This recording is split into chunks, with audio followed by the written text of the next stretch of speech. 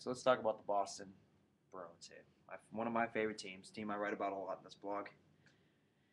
All right, so in October they had that little fall apart there where everyone thought, oh, now they're back at the bottom and they got lucky last year and blah blah blah this and that. But since then they went on a little 14 game tear and then over Thanksgiving break they had a matinee game against Detroit and they played Detroit well. Thought they did a pretty good job and really proved that they're one of the top contenders. I mean, they lost to the shootout that game, but like I said before, you're not going to win every game.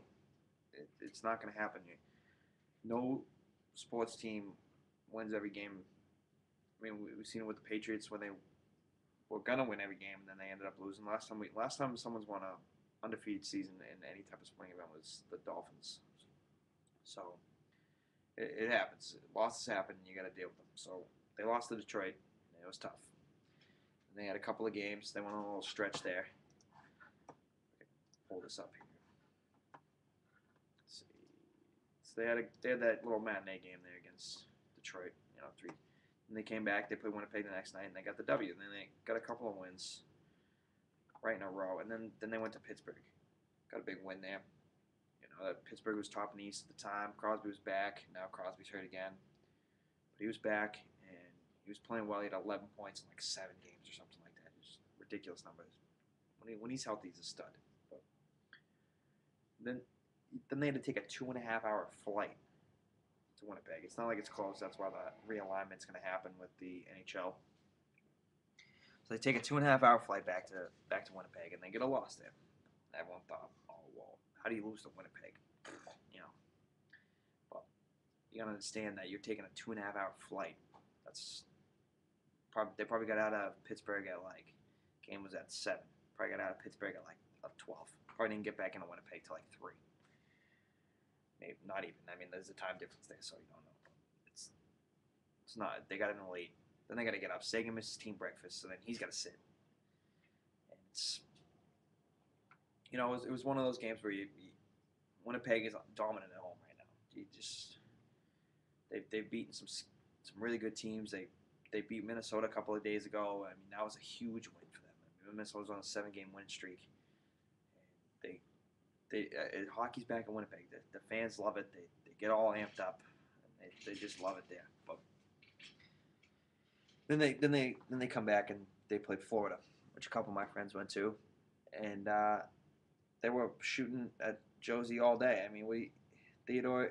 That was a guy that was late round pick, probably second round, middle of the second round, and went to Montreal and did a pretty good job there. And then kind of had a rough season. They got rid of him, and no one really wanted him. So nothing you can do there. But he played well against Speeds. He's doing well this season, and got to give Florida credit. They're trying to compete with Tampa. I mean, there's 2 teams down there, and Tampa's obviously one of the dominant teams, even though they're having a tough year. But Florida, they took a tough loss there, and nothing you could do. 2-0 loss. But then they went to Columbus, and ever since then, it's they had a day off before they went back to Columbus. And they probably spent that day in Boston, just relaxed and got some rest, spent some time with your family, and since then, I mean, they've just been dominating teams. They're 8-2 in their last 10 games. I mean, they absolutely smoked Philly yesterday, 6-0, which was great to see because I mean, if anyone's watching the 24/7. It should be interesting to watch this week with the Bruins win and physically beating them up. I mean, Char had a pretty nice fight yesterday, so did Boychuk.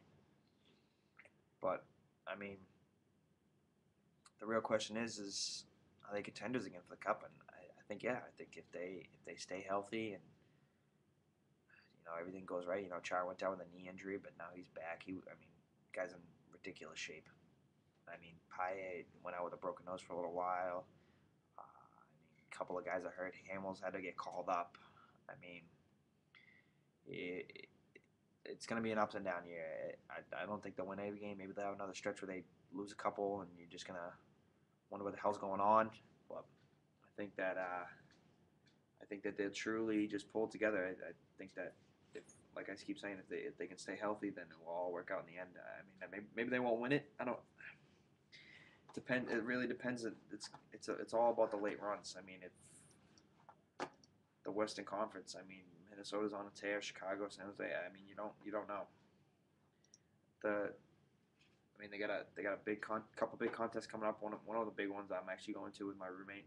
Um, it's going to be January 7th against the Canucks. It's the first game since they played each other in the Stanley Cup. And the Canucks are on a little bit of a run right now. They were at the bottom, but now they're contending for a spot. They're 7-2 in their last 10. So I mean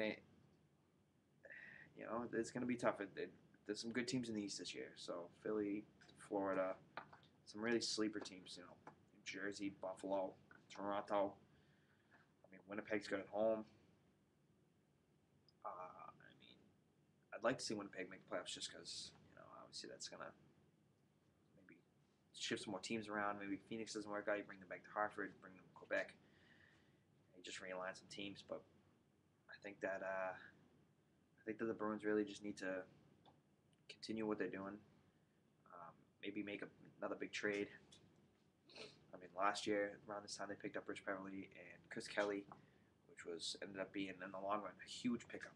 And, I mean, now Rich Peverly is one of my favorite players in the Bruins. Now the guy works hard every night, and Chris Kelly too. The two of them together. But I just think that they need, if they really want to go on a run. Last year they had Mark Recchi, who was a guy who won 2 Stanley Cups by the time he got here. He was an older guy.